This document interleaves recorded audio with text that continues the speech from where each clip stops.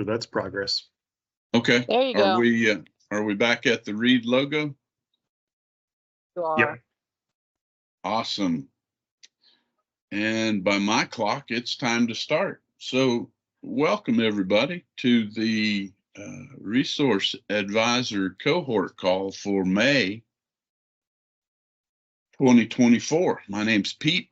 I am one of the Read Cohort managers, and I'm the host and facilitator for today's call. We've got an awesome group of presenters. Well, 3 of them are awesome, and then there's me. And we do have a full agenda. So I'll just ask for one more check-in from Plinio or Lynn. Am I coming through all right, audio and video wise?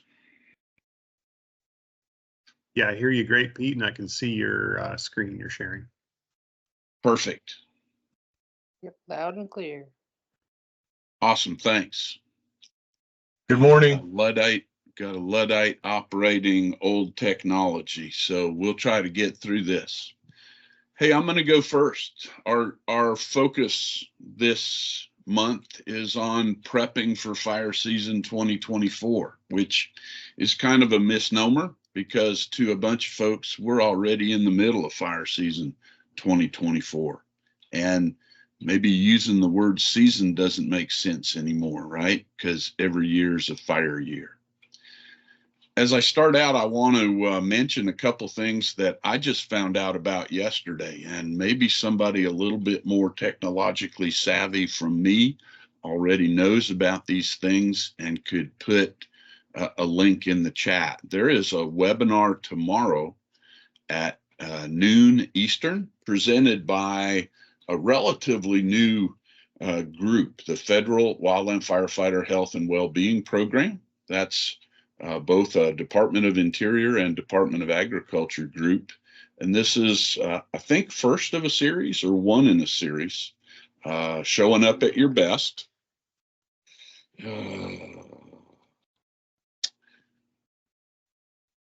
And totally just lost my screen. Sorry, hang on just a minute, folks. Hopefully y'all are still seeing my screen. Doggone it. We can see your background. Okay, well, then let's go back here. How's that? Looks good. Okay, thanks. So two webinars tomorrow. One host on preparing and transitioning into fire season by the Federal Wildland Firefighter Health and Wellbeing Program. And another one focusing on some lessons learned from the San Juan National Forest last year. This one's presented by the Southwest Fire Science Consortium, Arizona Wildfire Initiative, Southern Rockies Fire Science Network. And it's called An Evolution in Thinking About Fire, a panel discussion. There is already a presentation if you maybe Google it, and this builds on that. We'll circle back to this at the end of our time together today. Hey, my piece is kind of setting the stage on Resource Advisor preparedness, and I'm using Resource Advisor in the broadest sense of the term. Read, Fireline Resource Advisor Coordinator or Liaison, Archaeologist, Technical Specialist. And I recognize that this is a poor quality graphic, but it does show that over 2 recent 20-year time periods, dating all the way back to 1984, there are large fires. There's acreage on fire every month of the year. Obviously, there are peak times, May through September usually, but there's fire somewhere on the landscape every month of the year. So a little more ammunition for the folks that want to get away from saying fire season and getting into fire year. And I sort of think about this in four different buckets or four different arenas of preparedness for us as resource advisors. Getting our ducks in a row in four different ways: our day job, our personal life, when we get an assignment, and when our home unit gets an assignment. And when all of those are lined up, man, we got a real sweet spot, right? We got a real nexus. But things never really line up very well. And sometimes that nexus, that sweet spot where we're prepared, it is pretty small. So day job, stating the obvious, most of us are not primary fire personnel. We have day jobs outside of fire. And one way to be prepared as a resource advisor is to be proficient in your day job, in your specialty area, in your resource area, and to get ahead, which is sometimes impossible, but to be as caught up as possible in your day job. Communicating early and often with your supervisor and your coworkers helps you build up support and backup for when you're gone.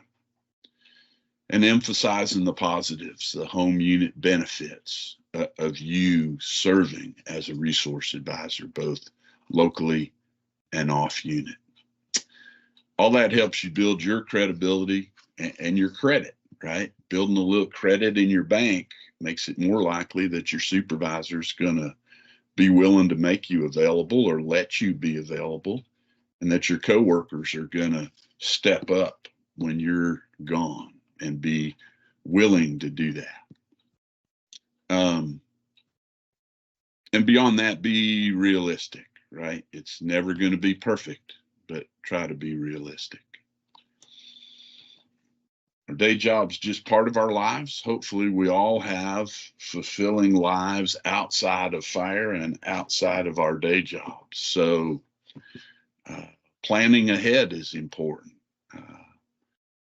When I say I'm available, I got to be thinking not just about today, but about a 20 or 21 day period, right? If I say I'm available nationally today, then I got a day or two, and I get a dispatch today, then I could be out of pocket for 20 or 21 days. That's travel to an incident, 14 work days, travel home, and R&R, and none of us is available 24 hours a day, 7 days a week, 365 days a year. Like in your day job, at home, in your personal life, communicate early and often with your family and friends, and recognize that as much as you do, there are going to be impacts on them. And sometimes that may mean you're not available because there's some things you got to do at home. Again, be realistic and be considerate of both your physical and your mental health. So the third arena, the way I've broken this down, is assignment preparedness. Right, okay, caught up in my day job, my boss is supportive, my folks at home, they're good with me going on an assignment. Well, is my red card current? Am I listed as what I think I'm listed as? Because it doesn't matter what I think, it matters what dispatch thinks. Am I current in my work capacity test? Have I taken the annual refresher? WF star, RT 130, whatever you want to call it, the annual refresher. I encourage each of us to strive to be a REAF, because and take that moderate PAC test, that moderate work capacity test, because having that ability to be on the fire line unescorted is huge for ourselves, for our resource areas, for the incident. Make sure you double check your status with your dispatch and or your FMO. I think I told dispatch I was available nationally, and I think that they've got me listed that way, but never hurts to double check. Prep your personal gear and your read gear, right? Make sure you got the current IRPG, the current READ guide, the current Red Book, mostly digitally nowadays. Make sure you know where Field Maps is on your phone and your tablet, and that you've got the current version. And then the fourth arena, after day job, after home life, after your assignment, is thinking about your home unit and its preparedness while you're gone, or if you get gone, or when you get gone. Will your resource at home, the thing that you spend your time, thing or things that you spend your time on in your day job, will it be adequately represented at the table if an incident breaks out at home while you're not at home on your home unit? If you've got a home unit resource advisor guide, awesome. If your resource is well represented in your unit's WFDS analysis, awesome. If not, man, at least have a cheat sheet. What are the top 5 or 10 things that you need somebody to pay attention to in your resource areas if you're not there?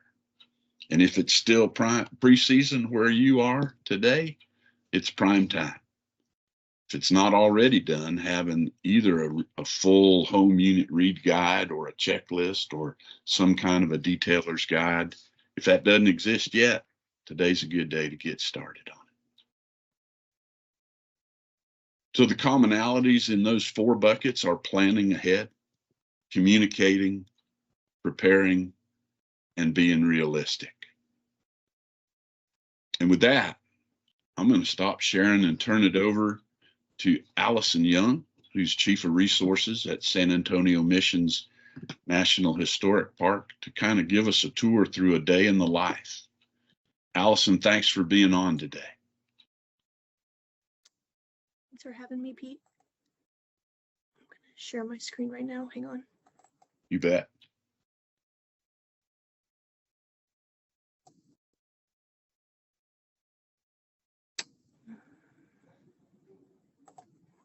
Stand by. Yeah, no worries.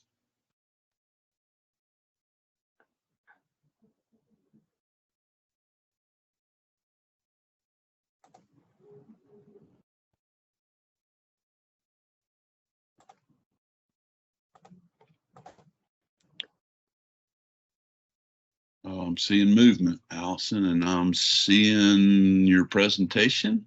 Not quite in full presentation mode yet. Okay.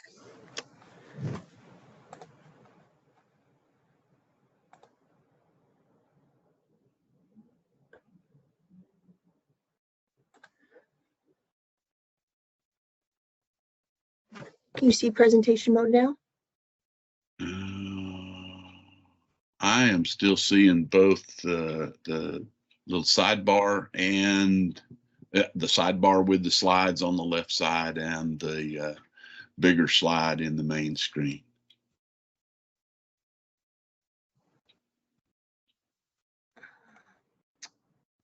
Apologies, guys.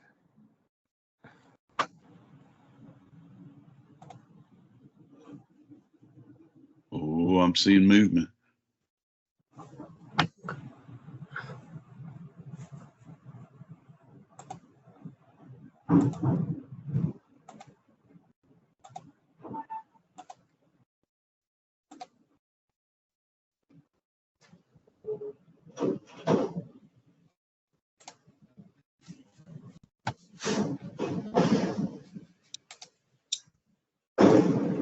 I got that same view with the preview slides on the column on the left, Allison, but maybe that's good enough for us.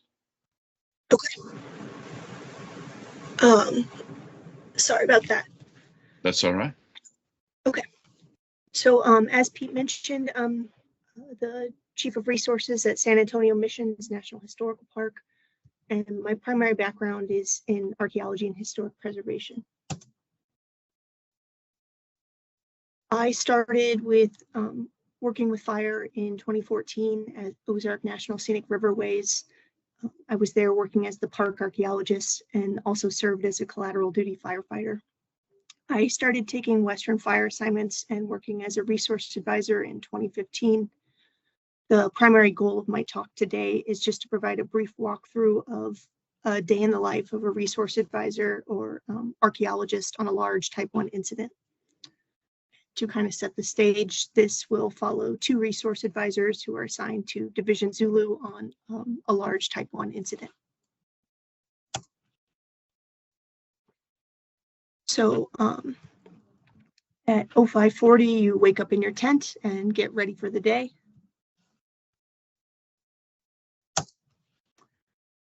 Hey, Allison, sorry to break in. I'm still back on your title slide. Son of a biscuit eater. Oh, here we go now. Lava fire briefing. So Pete and Allison, I hate to break in. Allison, if you click the view and you can swap your presenter mode, if that's at all helpful, and that was shared in the chat, just as an FYI to make it easier. And I think there is a delay, Allison, a little bit on your presentation.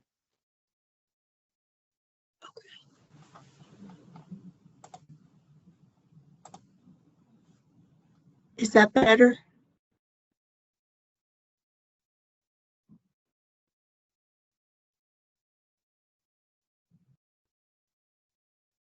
And can you see the lava fire slide? Yeah, it's not any bigger, Allison, but I'm seeing lava fire IAP briefing. So yeah, if you hit the view up at the top, so there's like file, all those other ones. If you hit view, you can swap presenter mode.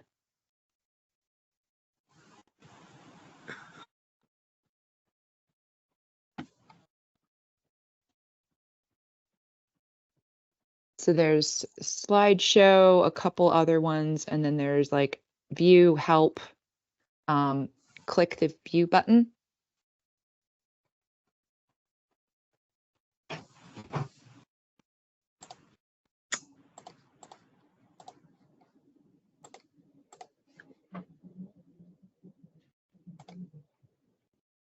Okay.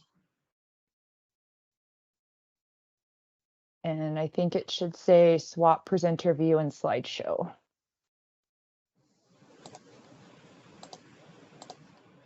I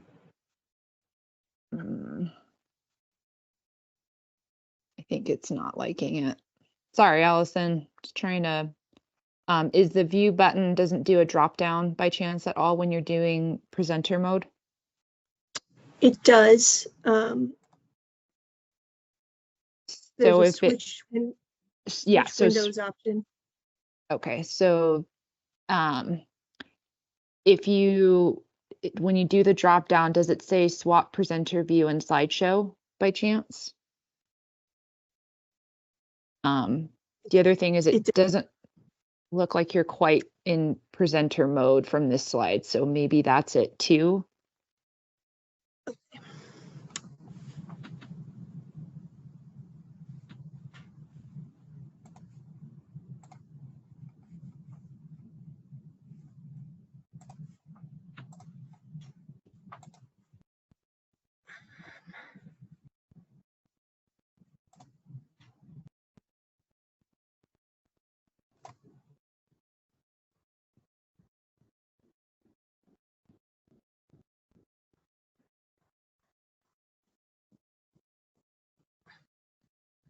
Oh, that looks better, Allison.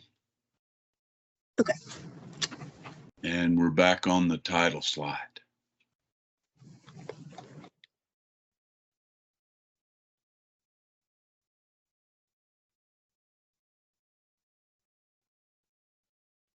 Yeah, moving now.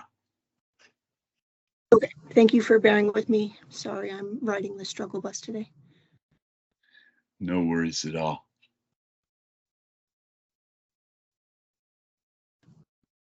Okay. Now back. So this should be the lava fire briefing slide. Absolutely, yes. Okay, so at 0600, report to briefing. Make sure you have a pen or pencil with you. Grab a copy of your IAP and start updating maps on your tablet, phone, off the QR code on the document. Listen intently to your briefing, especially leader's intent, fire weather, and fire behavior. At the briefing, you learn there's a new radio clone.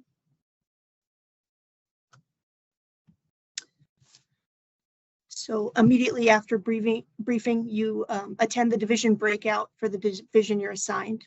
You listen to the plan for the day, tie in with the division leader at the end, and let him know your tentative plan for the day. You ask him if he has any specific resource questions or concerns. He tells you he is proposing a contingency dozer line on top of a ridgetop. You check your ARC map and see there are several sites in the vicinity. You let him know your first priority will be flagging off those sites for avoidance.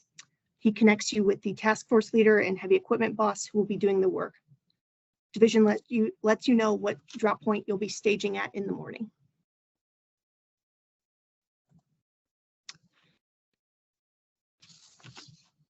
So from your division breakout, you head to comms to get the radio clone.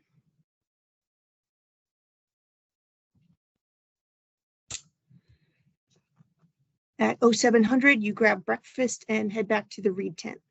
The lead read has a brief huddle to discuss the plan for the day and assignments. They notify you that the lead archaeologist for the forest has told them about a historic guard station that could be threatened by the fire in the next few days that's located in your division.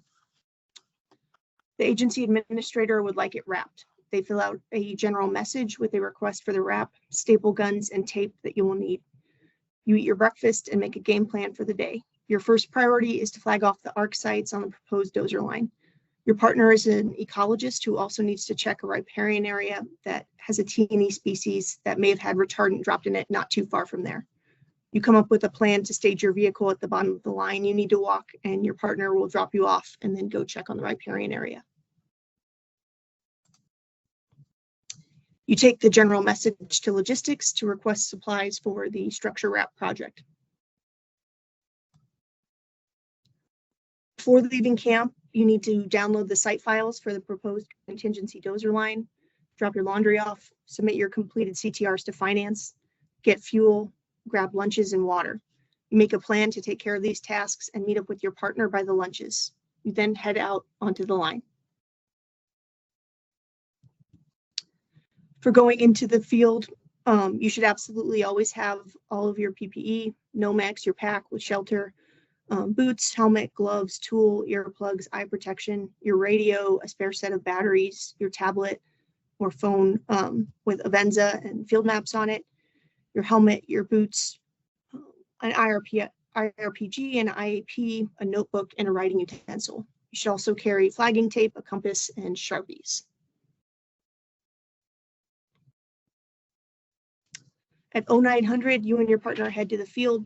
You stop at the drop point division said he would be staging at, and you discuss the historic guard station that will need to be wrapped. You let him know supplies are currently being ordered. He lets you know that he can probably make a hand crew available to help with the wrapping in the next few days. You thank him and head off to the proposed dozer line.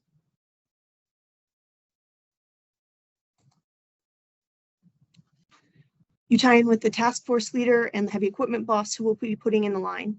You let them know your plan to walk it and flag off the sensitive areas.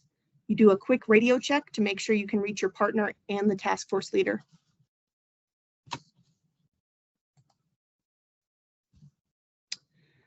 You start walking. You use the site files and the ARC site layer on your tablet to relocate the sites and get them flagged off. The survey takes a couple of hours. You tie back in with the task force leader who will be constructing the contingency line and notify him the areas have been flagged off, and you communicate the flagging colors.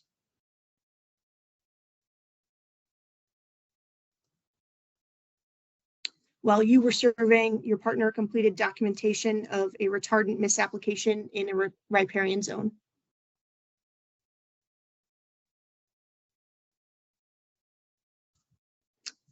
At 1200 hours, you make your way to your vehicle at the bottom of the line and check in with your partner. You make a plan to meet up for lunch at a nearby drop point.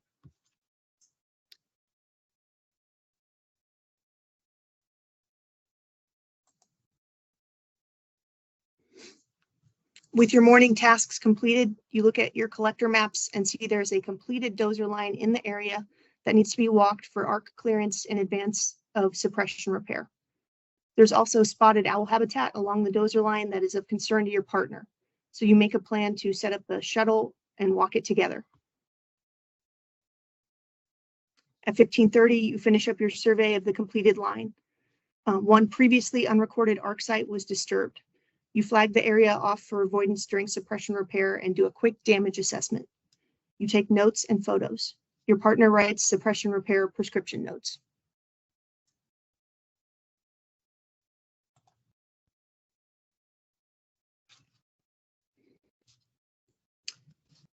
At 1600 hours for your last activity of the day, you and your partner visit the guard station to prepare for the task of coordinating its wrapping.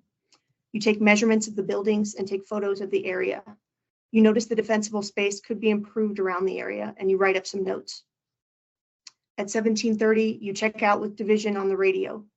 You book it back to camp because the lead read would like you back in camp by 18:30.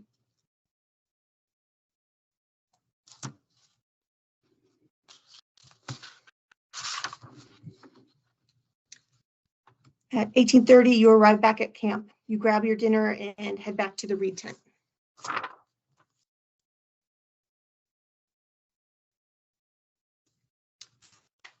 At 1900 hours, there's a read meeting. Round robin style, everyone discusses their day and provides updates on the map. You sync your tablet. It takes a few tries because the Wi-Fi is so spotty.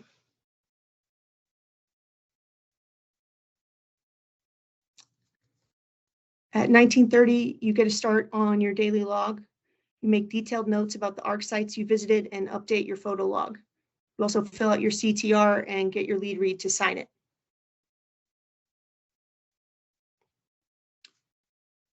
At 2000 hours, all reads and REAFs are asked to attend a planning meeting.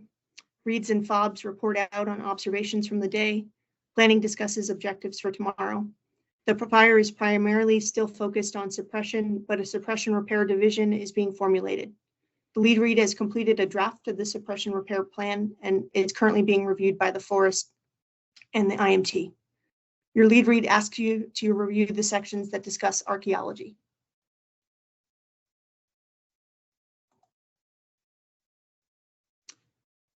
At 2100 hours, you continue to update your daily log and field notes. You tie in with other ARCs on the incident about which dozer lines have been surveyed for ARC clearance. You pull some site forms that you will most likely need for tomorrow.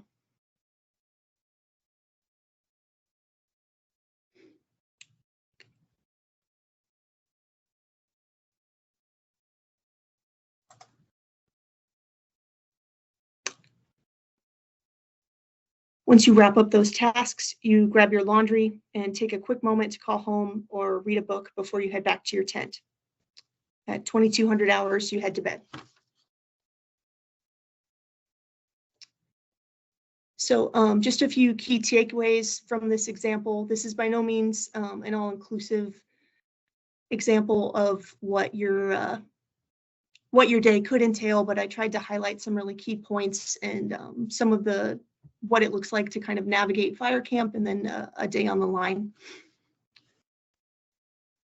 So one of the first ones, take care of yourself. I tried to include examples of taking care of like kind of basic human needs like meals, breaks, laundry, and yes, that definitely covers your physical well-being, but also take care of your psychological well-being. Take a moment to have a silly conversation with someone, call home, check in with yourself. Second one, be kind, be courteous, be professional. It cannot be overstated how important soft skills are to resource advising. We can't effectively manage cultural and natural resources if we can't manage ourselves. So be incredibly mindful of how you communicate, how you establish relationships, and just kind of like how you navigate those broader networks you're placed in. So be mindful of communication and the flow of information.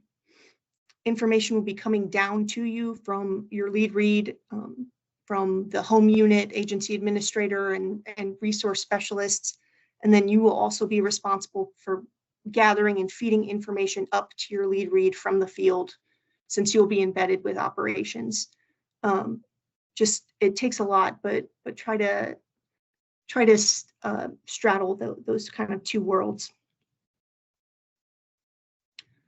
Be flexible, be ready to triage.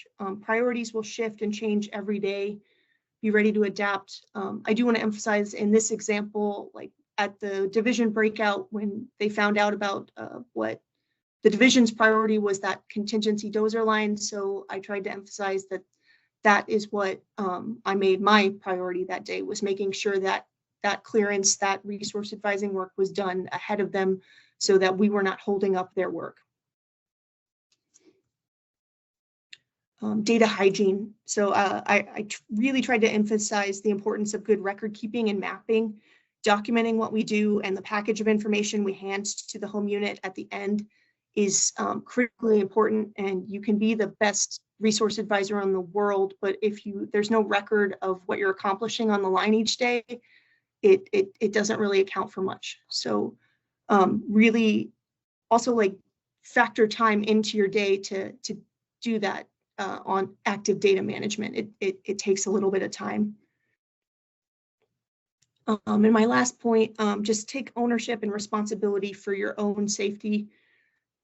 I try to emphasize that, especially in terms of radio communication, checking in with your partner, just really thinking through different situations and bouncing ideas off of each other.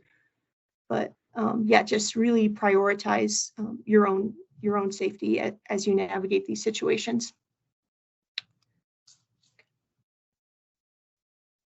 And lastly, take care of yourself out there and have fun.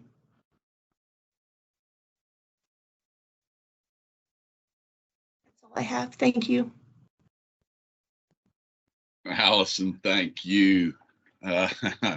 Thanks for working through the technical difficulties, and thanks for walking us through a day in the life.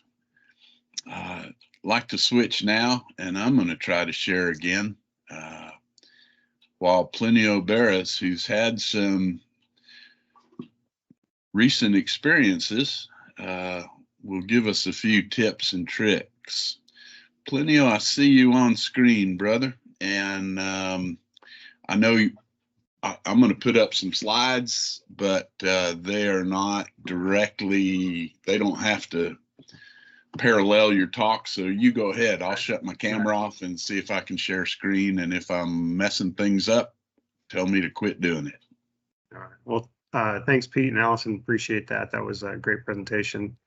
I've been working in fire for a little over 20 years, and I'm still getting used to being called a READ. It's a relatively new development for me. So just wanted to share a couple things that I've learned in the last, I guess in the last season. And I'll turn my camera off to save bandwidth, and then hopefully Pete has some photographs, I think, of the two fires that I'll be talking about.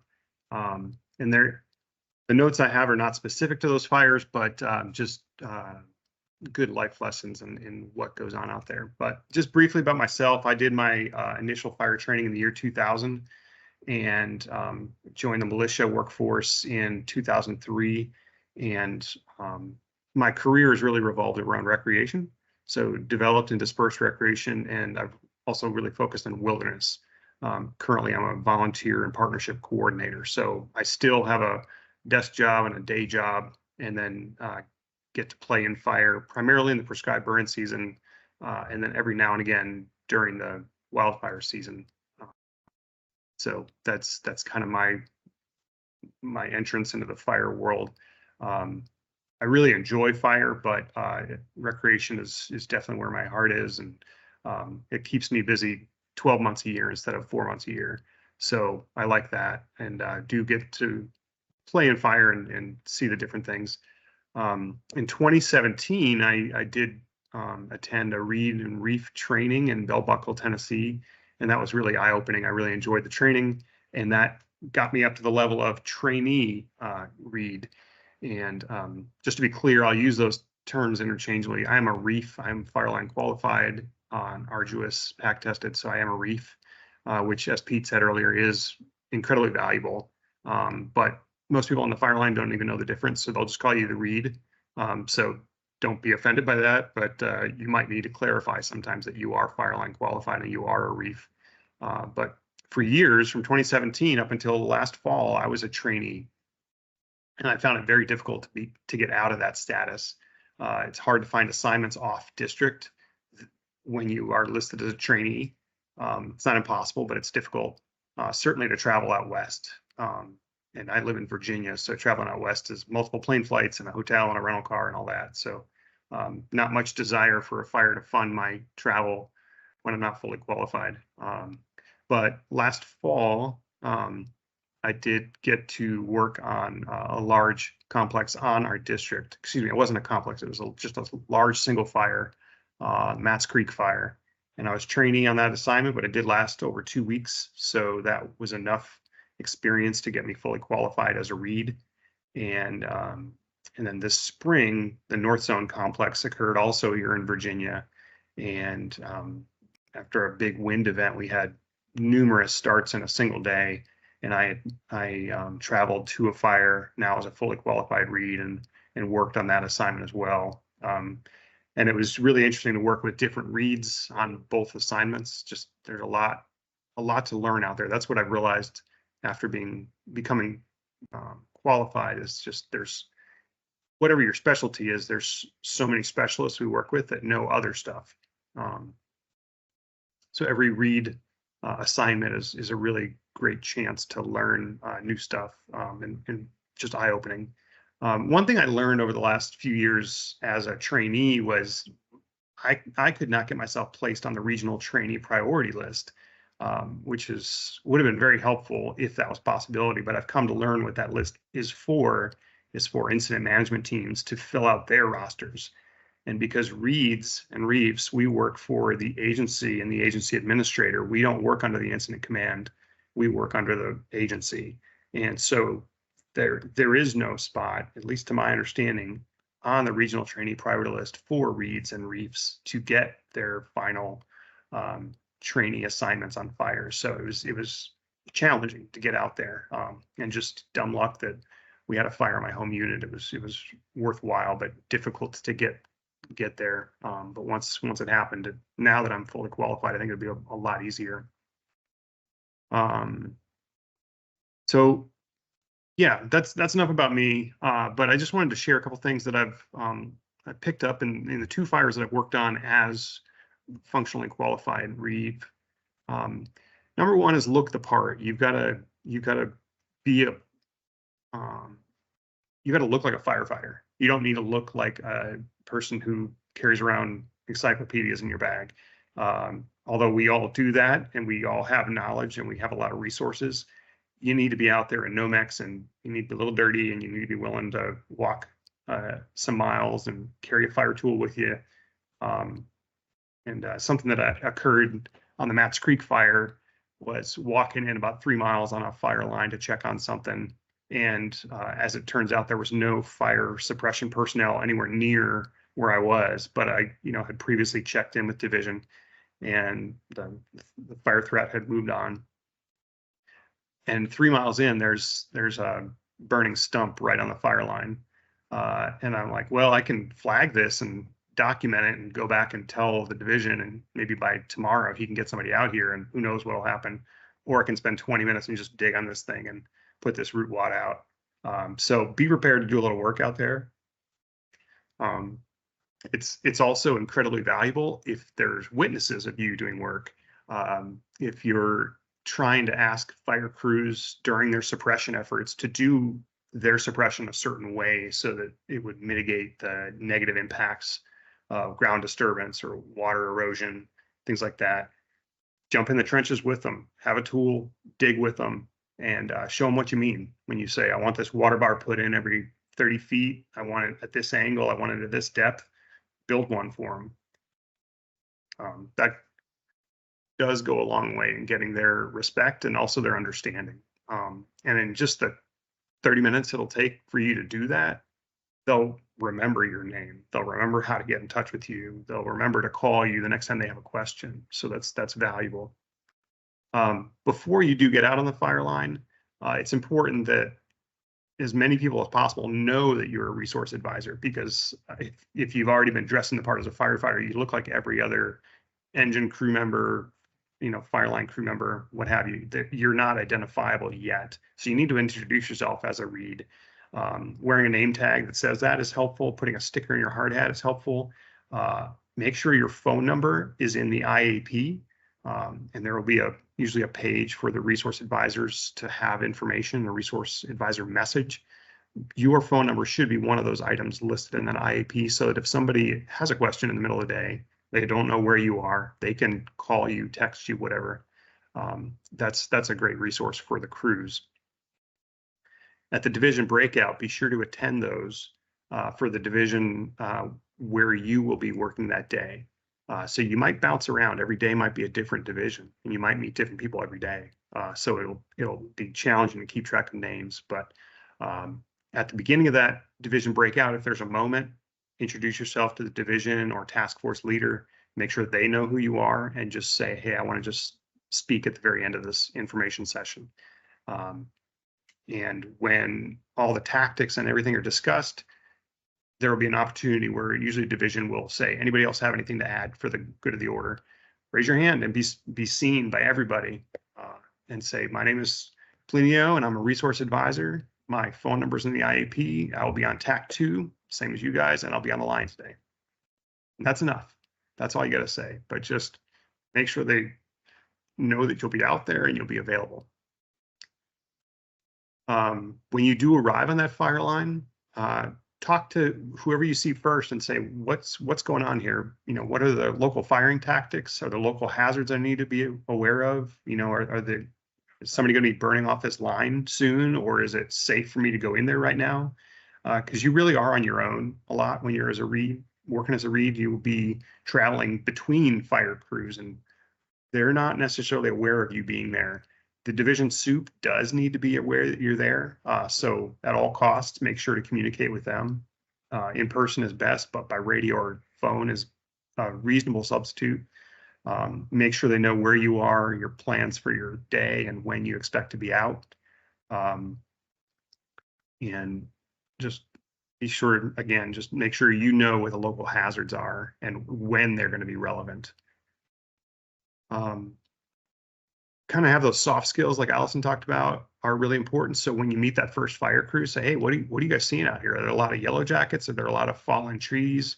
What's going on?" When I was on the North Zone complex, one of the fires I worked on, the first few feet into the fire line, I met a crew and they were walking the same direction as me. So we just ambled on together, and they pointed out 20 feet off the fire line, an old stone furnace, almost within spitting distance of the fire line, and none of the resource advisors knew about it yet. However, fortunately, the dozer operator was local and he knew about it, so he had already avoided it. But that was an arc site that could have been disturbed. But because we were having a conversation, this hidden structure underneath a bunch of briars was pointed out to me, and I mapped it and took a picture, and we added it to our resources of knowledge. So that was really valuable, just having that soft skill. Certainly when you get off the division, be sure to check out with whoever it was you checked in with originally, if it was division or your task force leader checking out. You may encounter some of those folks they're very busy. Don't be surprised by that. But when you talk to them and you're not actively putting fire on the ground and you're not actively suppressing, they may seem a little irritated that you're taking up their time. Do it anyways, because I guarantee you, if you don't show back up and they don't know that you're off the line, they'll be even more upset with you. So even though you've already got lead READ as a boss and you've got a boss back home, when you're on the fire line, you've also got the fire line boss, and you got to follow their rules and follow their desires. So just be conscious of what they want and work with them. Just kind of scrolling through some notes here. We mentioned Avenza and field maps earlier. be aware that Avenza is a really good resource for downloading the district map, and that's like the map that the public buys. And it's a really good resource for you to know where the landmarks are. There's a campground around the corner where you might be able to get water. There's some hiking trails in the area that don't show up on our suppression repair maps for some reason. That's going to be relevant information if there's signs that could burn up, or maybe a sleeping shelter or something like that. Those publicly available maps are useful. Of course, the firefighters are all using field maps, and most firefighters are going to be carrying a version of it that's the operations map. And you, as a READ, will be carrying a resource suppression repair map. So you've potentially got up to 3 maps you might have loaded on your phone or your tablet. So just be prepared. Know that that's going to be a factor when you first arrive on a fire. Check in with the GIS team and see what you need, and they should be able to help you with that. As you're moving around the fire, you're going to be marking things with flags. And you're going to realize pretty quickly that everybody out there has flags, and the flags come and go. They will be put up and they'll be taken down. So if at all possible, use a unique coloring or pattern flag. I've seen, they're pink with silver dots or something that nobody else is using. So it's easily identifiable when you tell division, hey, I found an ARC site. It's flagged with this kind of pink flagging with silver dots. And you would use your Sharpie to write on there what's behind that flag. Make sure it's distinguishing a distinguished color from what everybody else is using. And at a pinch, if you can't do that, use 2 different colors, pink and yellow, or yellow and blue, or something that is a unique pattern that will be identifiable as a resource advisor installed flagging. And then it's critical to have that Sharpie with you, because if you don't write a note on that flag, nobody knows what it's there for. So carry a Sharpie. They are very useful. If you attend a very small fire, you might be the only READ on the fire. You may not have a lead READ. You might be, even myself with 1 year of solid experience, might be the only person there doing any good on the ground, working for the agency administrator, kind of being the eyes and ears. So if that's the case, I'm going to do my best to get to a pre-briefing meeting prior to the morning briefing, where all the firefighters are getting briefed up. 30 minutes before that, an hour before that, all the incident command team gets together and talks about plans. And if you can join that meeting and be available, just be a witness and a fly on the wall. Sometimes the incident commander will turn to you and say, anything from the resource advisors. And that's a good time to say, yeah, we do have one topic that's worth bringing up, or everything looks good out there, carry on. Just again, being visible to all the firefighters is very important. And the final thing I've got to add is the IAP will be a document that's created and produced, distributed every single day on the fire. And at some point, the resource advisor message will be inserted into that. Hopefully it's not, day 20 of the fire. It's probably on day 2 or day 3. And that message can be static. It can be the same message every day of the fire, or you might tailor it every single day. And if you're asked to provide input into that resource advisor message, my suggestion is to write that from the 30,000 foot level, because you got to understand that everybody reading that IAP works on all parts of the fire. And if you get down into specifics on a water crossing you saw on Division Delta, that doesn't mean anything to Division Bravo or Zulu, whatever, and they're going to immediately take permission to zone out. So don't do that in this stage. First, just say, this is what resource advising means. This is what we want you to be looking for out there. Here's our contact info. End of statement. Then at the division breakouts, that's the point where you get specific. Now you're in the Division Delta breakout. Say, hey, there's a water crossing that we're all going to go through. Let's be conscious of it. This is how we can mitigate our impact on the resource. And that's where to be specific. And of course, getting even more specific if you're on the fire line, working with those hand crews out there and pointing at the creek and saying, this is what we're going to do, and then work with them for time, 10, 30 minutes to show them exactly what you're talking about. So with that, I will stop babbling. And Pete, I don't know if any of those pictures ever made it up there, but we made it. Quinio, thank you. And unfortunately, I can neither confirm nor deny, but I think hearing from you direct and your recent experience with or without the pictures is what's important, and I appreciate it, man. Yeah, anytime. Hey, I'd like to turn next to Steve Larrabee. Steve, were you able to join us? Hi, Peter. I am here. Can you hear me? I can hear you, and I appreciate you pinch hitting and coming in, and the floor is yours. Steve is a meteorologist at, fire and fuels analyst at NIFC, and I'll quit babbling. Steve, thank you. Okay. Well, thanks for having me. I'll try to fill in the shoes for Jim Wallman, one of the two meteorologists here at the NIC. Our other meteorology position is currently vacant this summer. And we're getting a lot of requests like this where people are just trying to figure out what the fire season might mean for them. So without further ado, let's try to give you a little bit of our shared insights. So first thing though, I just wanted to kind of make a pitch for some of the products. So here at the NIC Predictive Services Unit, we've got 4 full-time positions, and we got some seasonal help in here, but each of the 10 geographic area coordination centers have kind of a similarly composed staff, which includes meteorologists and intel people, and some of them have analysts like me.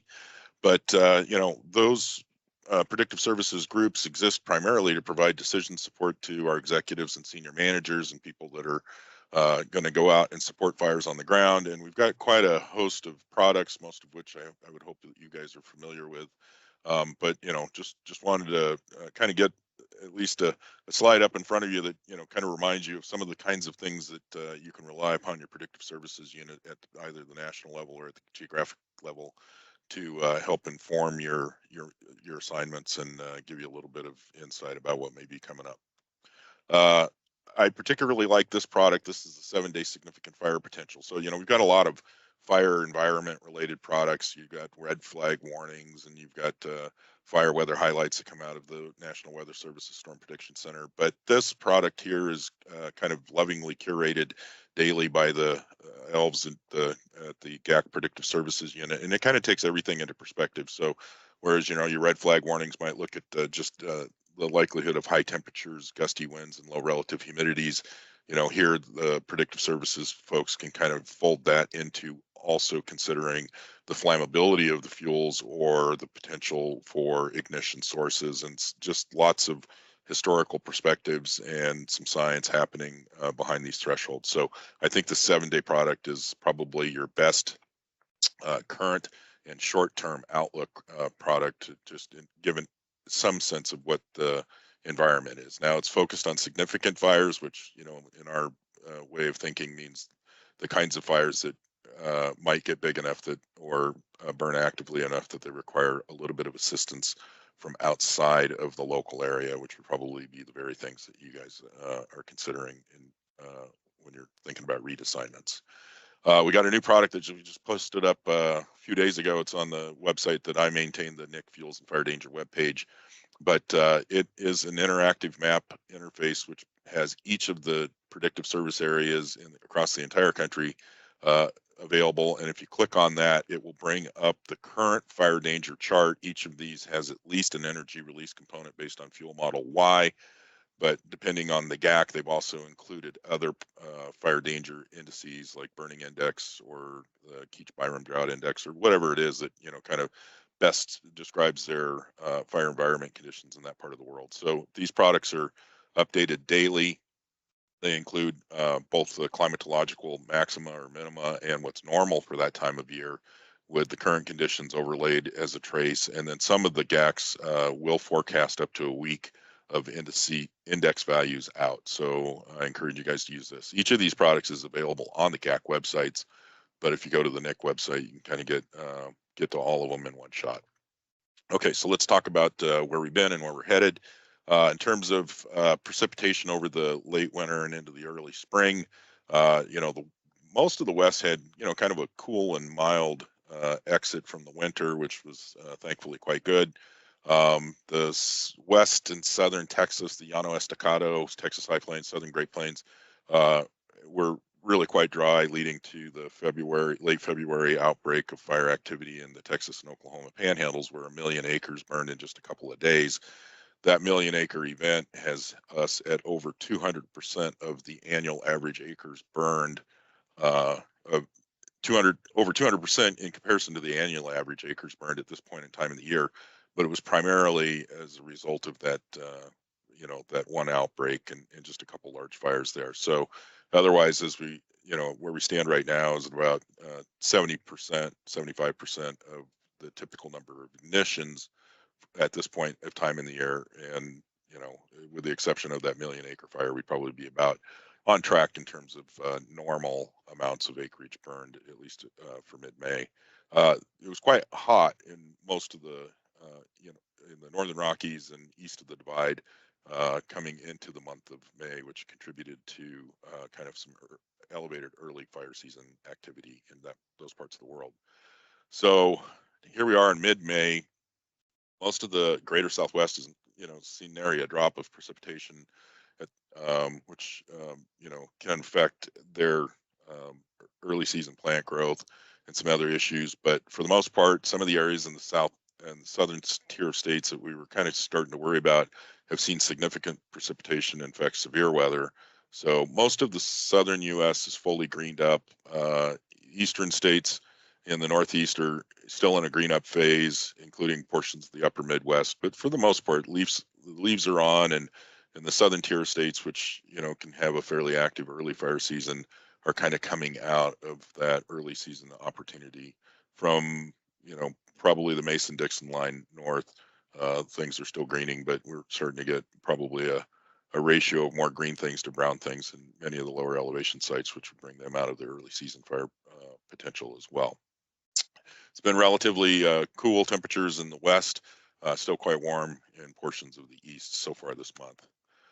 Snowpack this year, is everybody's well aware, it's been a really abundant amount of snow. In fact, this is the April 30th snap, and we've had significant snowfall in portions of the Sierra and the Rockies since then. But most of the basins in the southern Cascades, Sierra, Central and Southern Rockies, saw good snowpack and continue to have above normal snow levels for this time of the year. The Northern Cascades and Northern Rockies is a little different story, even though a lot of folks would just assume based on the national news that it was really a quite snowy winter in all of the West. That was not true for the far Northwest. In Alaska, the Alaska Range and the Copper River Basin still have pretty good snow. Snow's coming off in the interior, kind of slowly, but the fine fuels are flammable. We're starting to see an increase of seasonal fire activity in portions of Alaska, but in the Alaska Range and parts south, it's still pretty wet. So the drought condition has really been largely alleviated, compared to the last couple of years throughout most of the West. We still see some lingering drought in portions of the Southwest, extending into the Trans-Pecos and South Texas area and northward into the Southern Great Plains.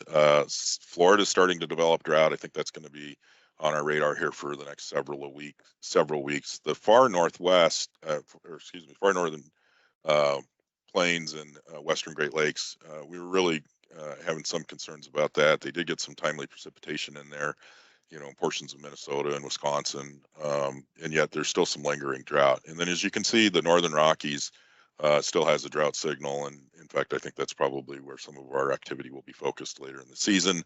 Hawaii is quite dry as well.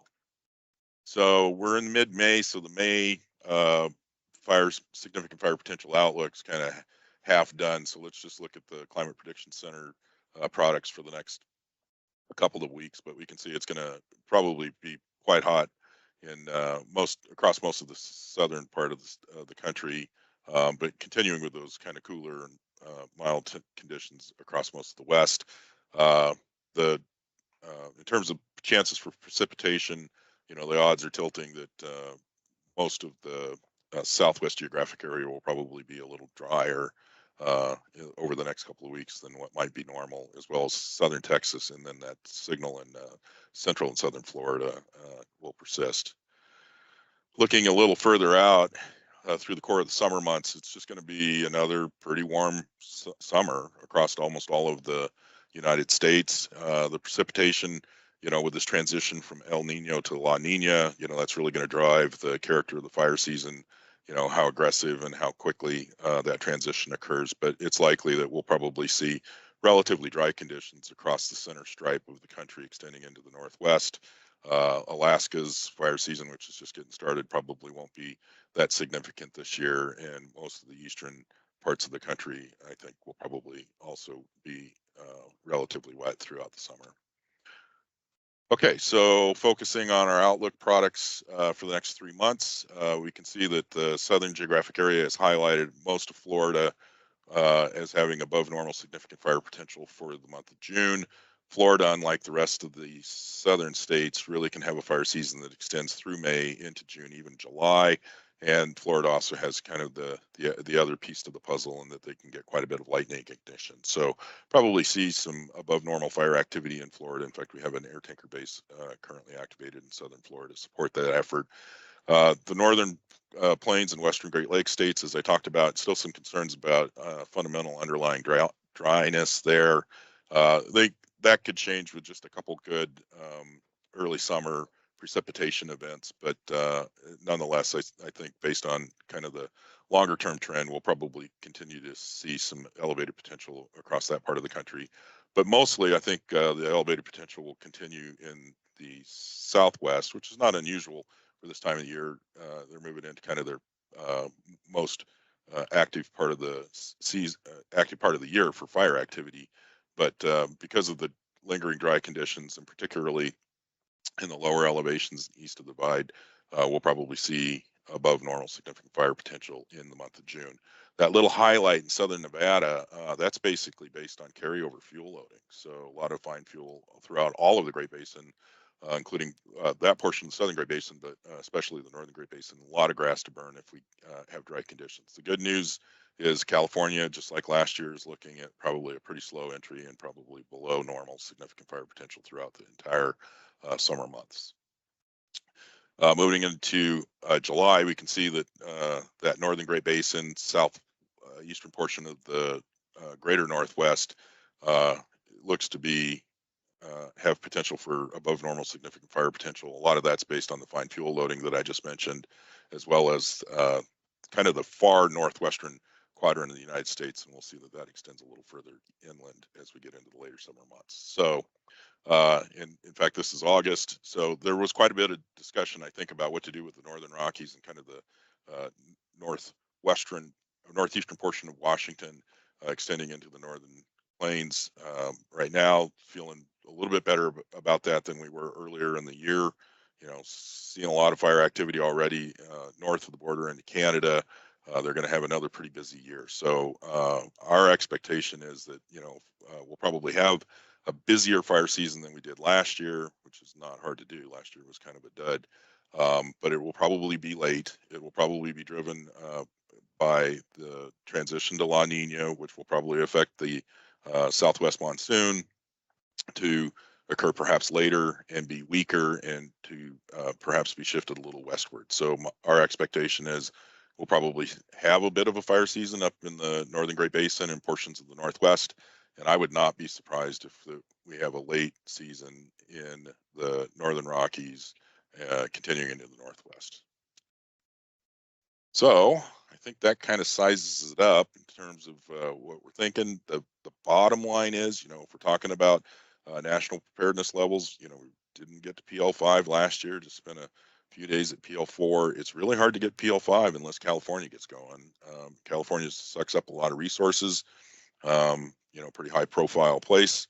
We're feeling pretty good again about California this year. It's not to say that they won't have fires, but probably will not have significant long duration fire events across both the geographic coordination center areas in California. So with that, we're probably looking at a normal fire year, late start to be sure. Southwest will probably be a key determinant. If they don't get a good monsoon, in July, when they would normally be providing resources to the other geographic areas, the Southwest may still have a demand for resources, and that could extend into August. So that's kind of our best guess at this point. Our new Outlook product will be issued in a couple weeks.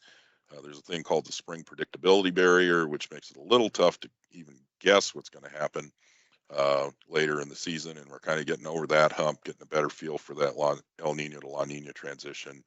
And so I think with the June 1 issuance of that 4-month significant fire potential outlook, we'll probably have a little more confidence about what we're talking about. What kind of questions can I take? Wow, Steve, thank you much. Lot to take in there. It's obvious you're dialed in, brother. Thank you. And to everybody on the call, I'll apologize for my technological issues and the fact that has made us run long. If you've got to drop off, I certainly understand. But if you've got questions for any of our co-presenters, who I'd like to thank, Allison and Plinio and Steve, hopefully they can hang on for another couple of minutes.